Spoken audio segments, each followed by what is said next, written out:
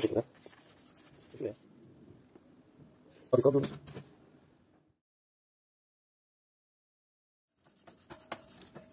Böyle kaleme kapatabiliyorsunuz. Ben sonra bu şekilde yapacağım.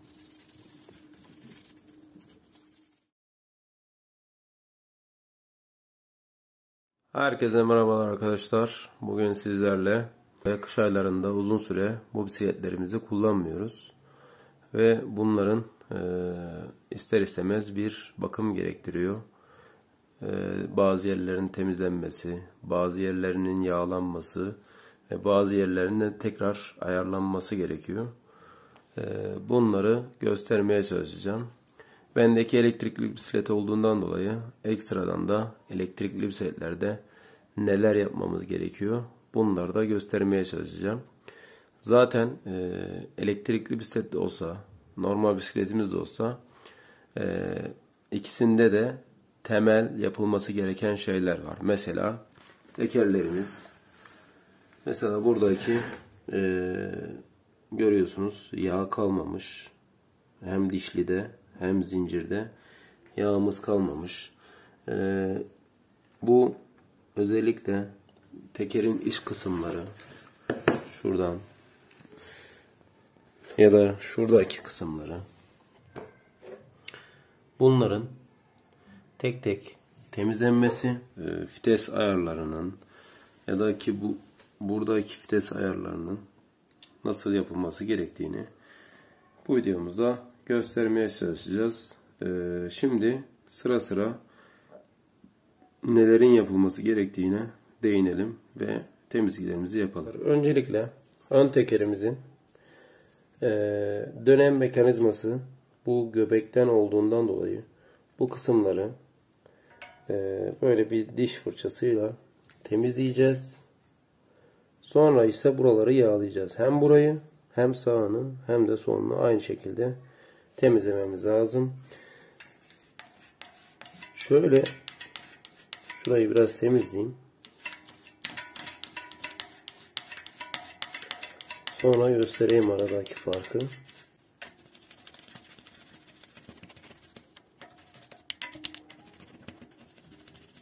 Bu az önce fırçayla temizlediğim kısım. Burası ise temizlemediğim kısım.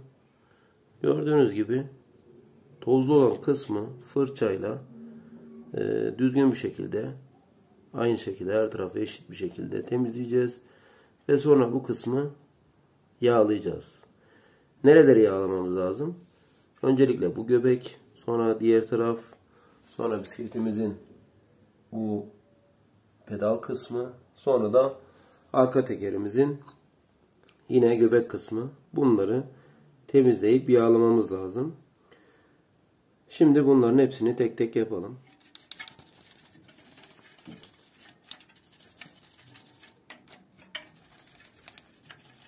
Şu kısma gördüğünüz gibi girmiyor. Bu kısmı nasıl temizleyeceğiz? Tekerimizi çevireceğiz. Temizlemeye devam edeceğiz.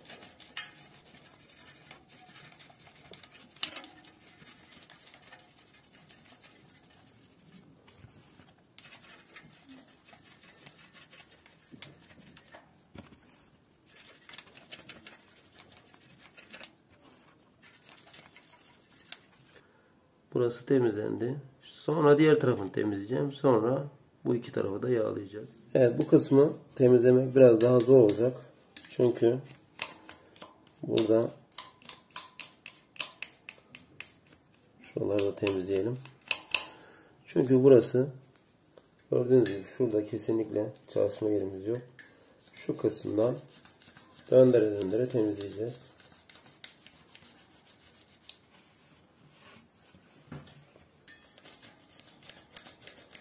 Ya da bu kısma fırça girmiyorsa bir tane pamuk ya da bir tane penye ile bu aralara girip temizleyebildiğimiz kadar temizlememiz lazım. Şimdi ben burayı temizlemeye devam edeyim.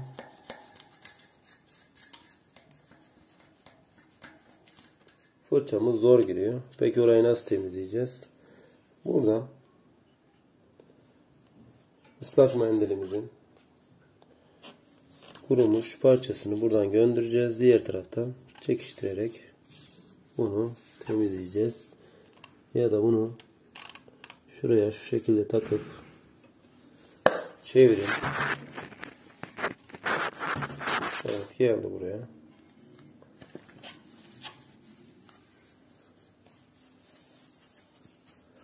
Bu şekilde.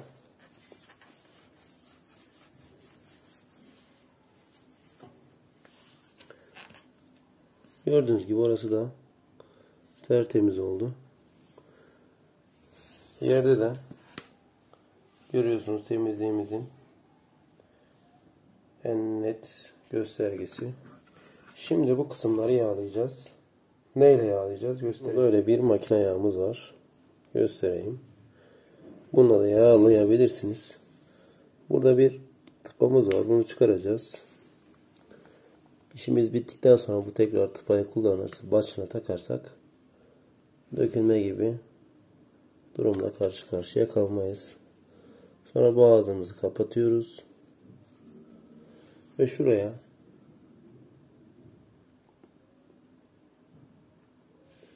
az bir şey döküyoruz. Sonra bunu hafif kaldırıyoruz.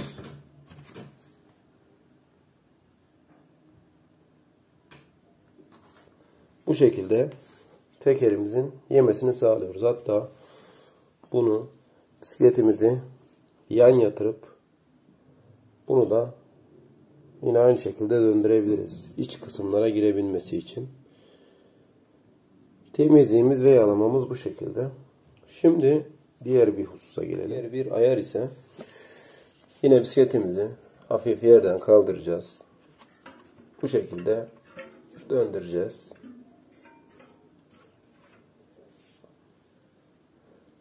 Eğer tekerimiz bir turdan sonra hemen duruyorsa mutlaka bir yere sürtmesi vardır. Ya da bir ses geliyorsa sürtme sesi mutlaka bir yerden bir yamukluk vardır ya da bir sıkıntı vardır.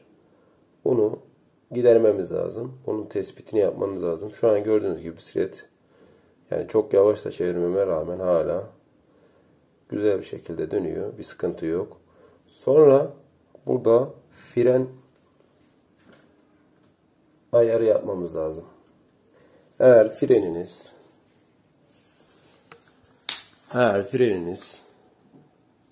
bu seviye güzel. Şu seviyelere yani şu aşağı kadar geliyorsa bunun daha aşağısına geliyorsa yani şu elciye değecek kadar geliyorsa fren ayarı muhakkak gerekli. Peki fren ayarını nereden yapıyoruz? Fren ayarını benimkisi hidrolik disk fren. Bundan dolayı fren ayarını şu üst kısımdan yapıyoruz.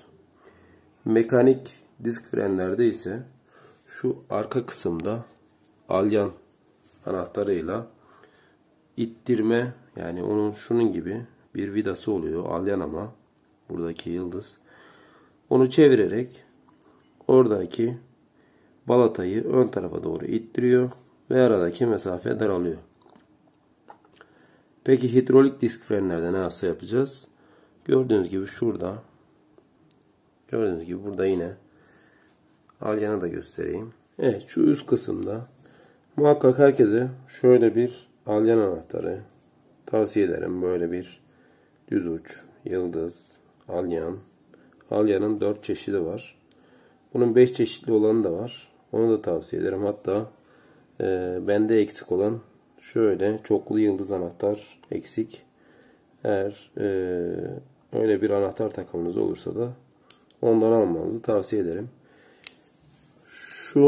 Evet bu buna geliyor görüyorsunuz. Bunu buradan sağa sola çevirerek ayarını yapabiliyorsunuz.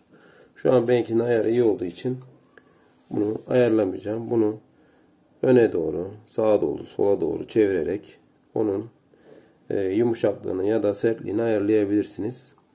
Genelde hidrolik disk frenlerde bu kendi kendine ayarladığı için çok sıkıntı olmuyor.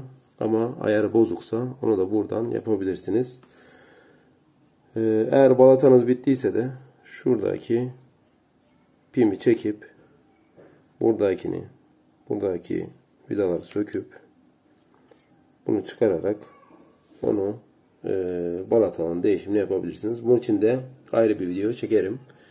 Şu an o detaylı bir konu. Şimdi gelelim zincirlerin nasıl yağlanması gerektiğine. Zincir yağlamamız gerekiyor. Gördüğünüz gibi bu zincir oldukça yağsız. Yani görüyorsunuz çok tozlu, yağsız kalmış. İlk önce bunun tozundan arındırın. Yani yine bir bez ya da bir yine diş fırçası yardımıyla bunu bu şekilde tozundan arındırın.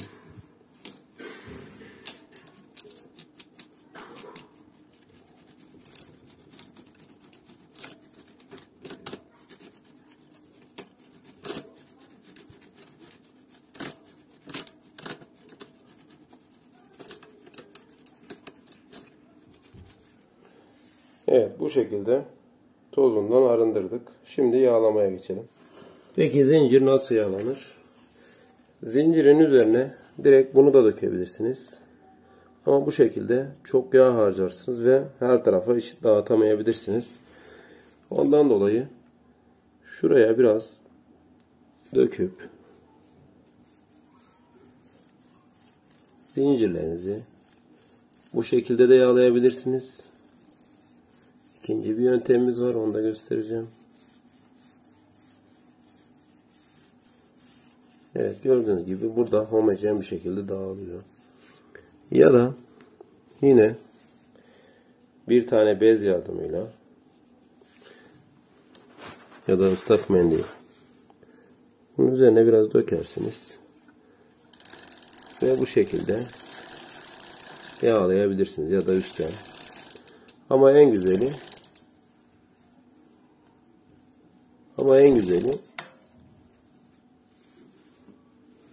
bunun üzerine biraz döküyorsunuz ve bu şekilde yağlıyorsunuz. Hem her yere eşit bir şekilde gitmiş oluyor.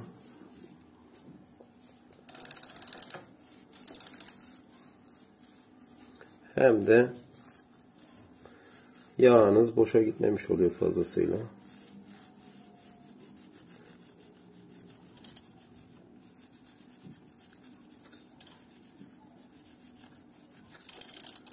Sonra yine tekrar aynı şekilde biraz daha döküyorsunuz.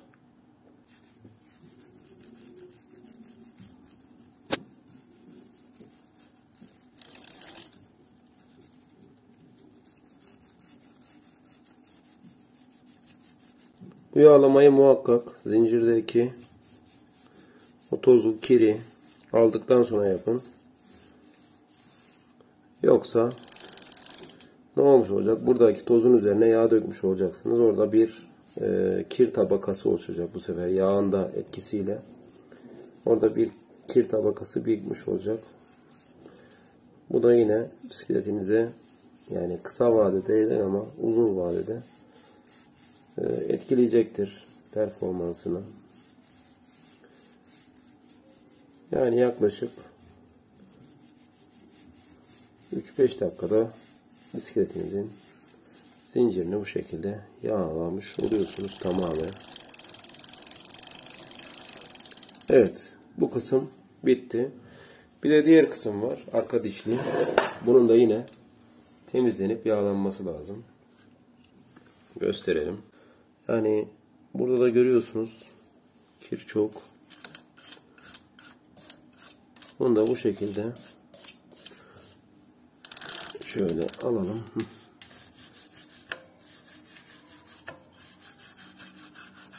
Buradaki kirlerden arındıralım. Yani gördüğünüz gibi burada dişli de bir zorlama yapmadım. Çünkü elektrikli bisiklet olduğundan dolayı dişlerim hala eskisi gibi, sıfır gibi. Daha burada yazısı duruyor. Dişliyi de buradaki kirlerden arındırarak sonra burayı da yağlayabilirsiniz. Diğer bir önemli husus, yağlayın diyorum ama buraya aşırı yağ dökmek de bisikletinize performansına etki edecek. Aşırı yağ dökmek iyi değil. Ne olacak aşırı yağ dökerseniz? Yine yolda gidiyorsunuz. Toz, böyle kir, toz hepsi buraya gelecek. Birikecek ve o da bisikletinizi performansını etkileyecek. Bu şekilde tozdan, kirden arındırın ve hafif, çok az bir yağlama yapabilirsiniz. Evet, burayı da hallettik. Diğer bir önemli husus, yine bunun dişlerin arası var. Şu motorla. Onu da yine böyle bir bez yardımıyla alacağız.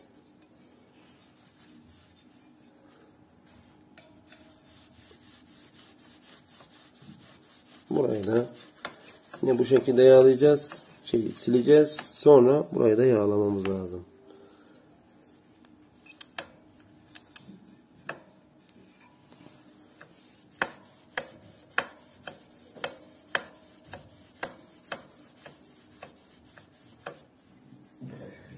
Farklı yerlerden bunu yaparsanız her yeri eşit bir şekilde temizlemiş olursunuz.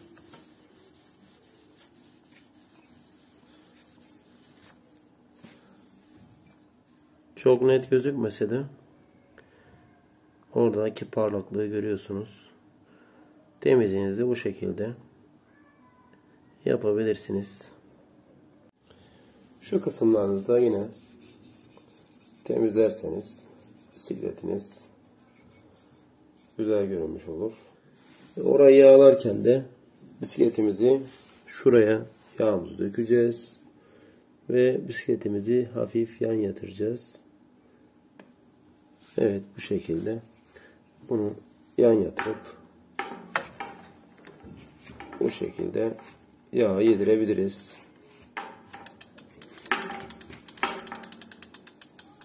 Bu dişlerin arasını nasıl temizleyebiliriz? Bu dişlerin arasını yine böyle bir bezimiz ya da yine ıslak mendilin kurumuş beziyle şunu şu araya sokuyoruz.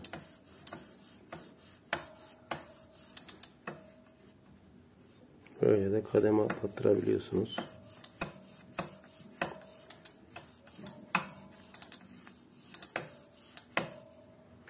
İkinci kademe yine aynı şekilde.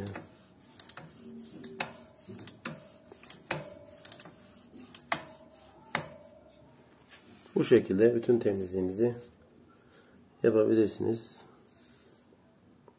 Ön tekerimizin bakımını, temizliğini yaptık, yağlamasını yaptık. Zincirimizin, dişlimizin ve yine ön tekerimiz gibi arka tekerimizin de temizliğini yaptık. Yani o dişli kısmı ve iç kısımlar yağlamasını yaptık. Sonra geriye ne kalıyor? Geriye fitesler kalıyor. Fiteslerde genel ayarlamamızı şuradaki görüyorsunuz bir tane tel geliyor.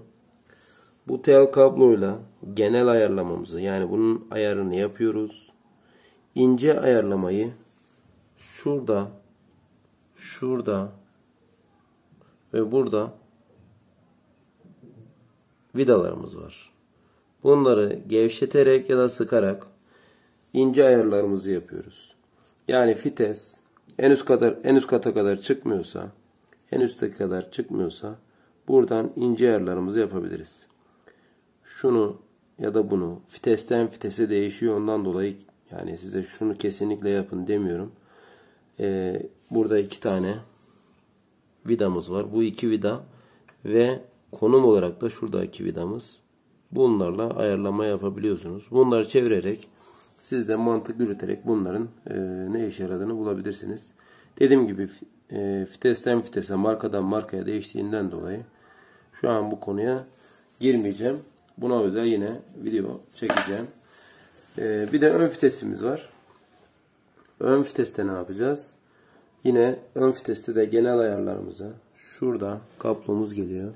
Şuradan, şu arka taraftan. Bu kabloyu genel ayarlamada yapacağız. Yine ince ayarda, yani bunun aşağı inip çıkmasıyla ilgili problem yaşıyorsanız buradaki 2 tane vidayla bu ince ayarı da yapabilirsiniz. Bunda yani sadece şu mekanizmanın iç kısımlarına yağ sıkabilirsiniz. Eğer orada bir tıkanıklık yaşıyorsanız, ki paslanma varsa bunu muhakkak yapmanız lazım. Paslanma yoksa da temizliğinizi yapın.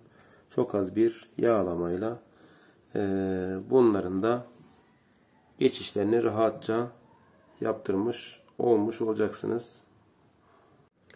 Yine ön frende olduğu gibi arka frende de aynı kural geçerli. Eğer burada diskinizde, yani burada kamera zor görüyor ama diskinizde eğer aralığı darsa ya da genişse buradaki ayarlamaları yine bu üstteki pimden burayı sıkarak yapmış ya da gevşeterek, orayı gevşeterek yapmış oluyorsunuz. Şu an kamera açısı orayı görmüyor ama ön frende olduğu gibi burada da aynı işlemi yapabilirsiniz. Özellikle elektrikli bisikletiniz varsa ve pedal sensörünüzü kullanmak istiyorsanız bunu da yapmanız gerekiyor. Gördüğünüz gibi bu kısım artık kirlenmiş, toz olmuş. Bunu buradan çıkaracağız ve bunu çıkarmamız için şuradaki demiri buradan çıkarmamız lazım. Bunu buradan ittirip şu kısmı şu tarafa getirdikten sonra bir kontrol kalemiyle ya da başka bir kaldıracağınız bir şeyle bunu buradan yuvasından çıkarıp bunu buradan alıp sonra zaten bu birbirine geçmeli. Şurada böyle ince bir çizgisi var. Bunu bulduktan sonra bunu birbirinden ayıracağız. Ve bunun da temizliğini yaptıktan sonra yerine yerleştireceğiz.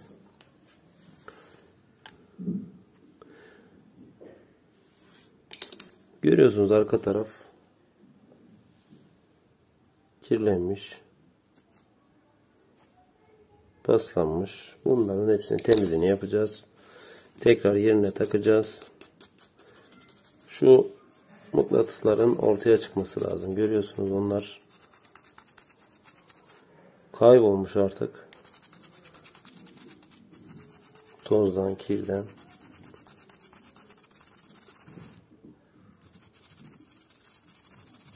Ben de bunu uzun süreden beri temizlememiştim.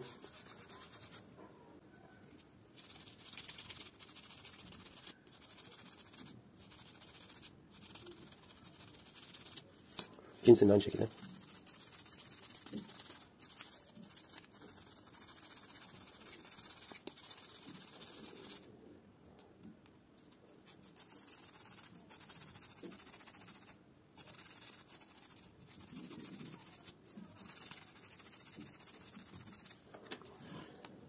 Evet, gördünüz, bunu da temizledim. Tertemiz oldu. Tekrar bunu buraya getirip yerine takacağız. Tabi burayı takmadan önce bu göbeğimizi de temizlemeyi unutmayalım. Göbeğin halini görüyorsunuz. Burası da kirlenmiş. Hem iç kısım hem dış kısım. Buraya da muhakkak yağlanması gereken yerlerden birisi. Burayı da yine yağlayacağız.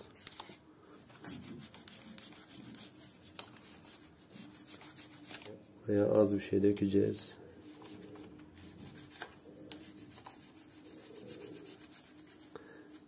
Eğer iç kısımlara doğru atmak istiyorsanız bunu aşağı doğru yatıracaksınız ve buraya az bir şey dökeceksiniz. Ben en son yine o şekilde yapacağım.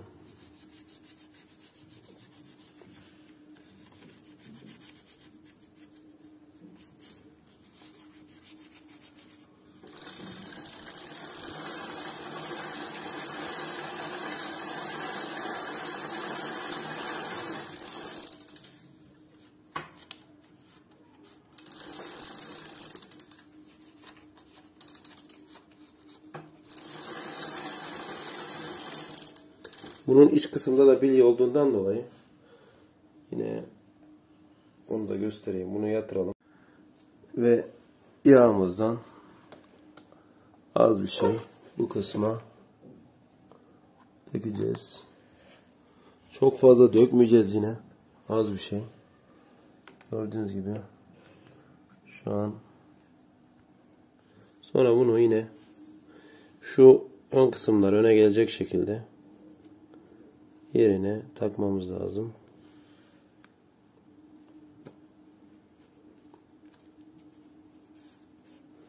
Sonra da demirini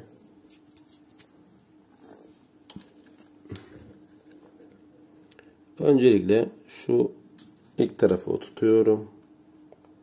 Sonra bunu da buradan çektirerek oturtmam lazım. Burayı çekerek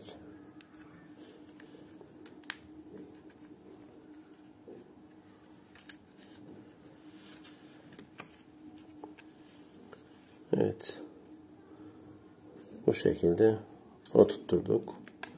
Ve bunu olabildiğince şuradaki sensöre yakın tutmamız lazım.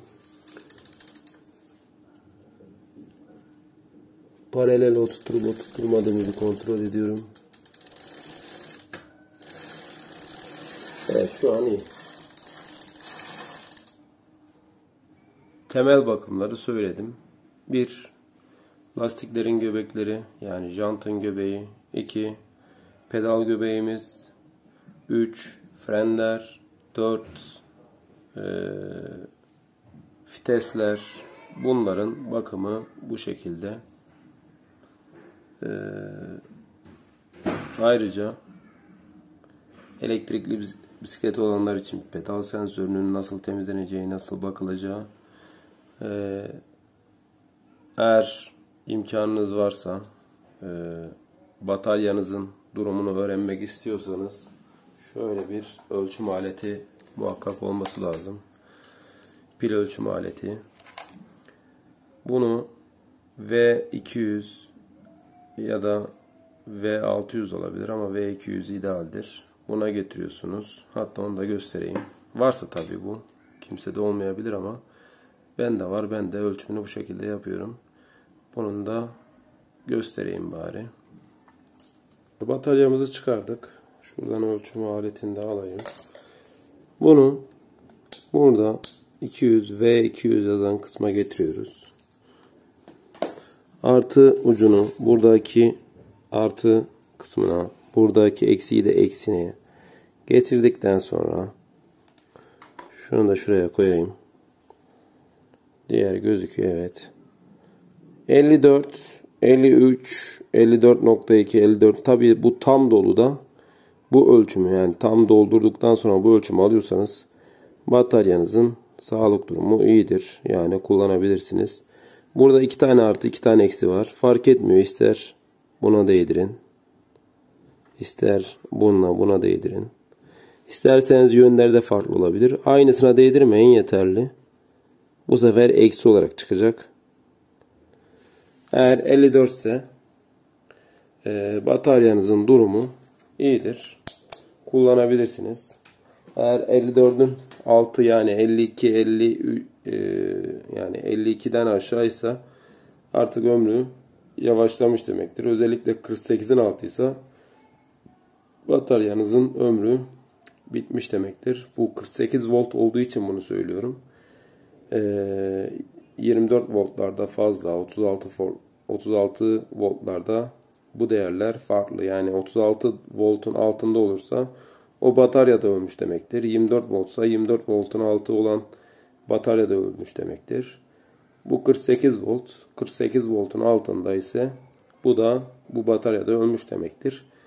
Bataryamız 54 volt idealdir. Yani 54.2, 54.4 bunun sıfırı. Şu an benimkisi ideal durumda. Batarya ölçümümüzü, bataryanın sağlık durumunda bu şekilde bakabiliyoruz. Evet arkadaşlar, videomuz genel itibariyle bu şekilde. Eksiğimiz olmuş olabilir, atladığımız konular olmuş olabilir veya sizin sormak istediğiniz konular olmuş olabilir. Bunları yorumlar kısmından yazarsanız yardımcı olmaya çalışırım. Ya da bununla ilgili videolar çekmeye çalışırım. Benim değinmek istediğim önemli konular bunlardı. İnşallah diğer videolarda görüşmek dileğiyle. Hoşça kalın.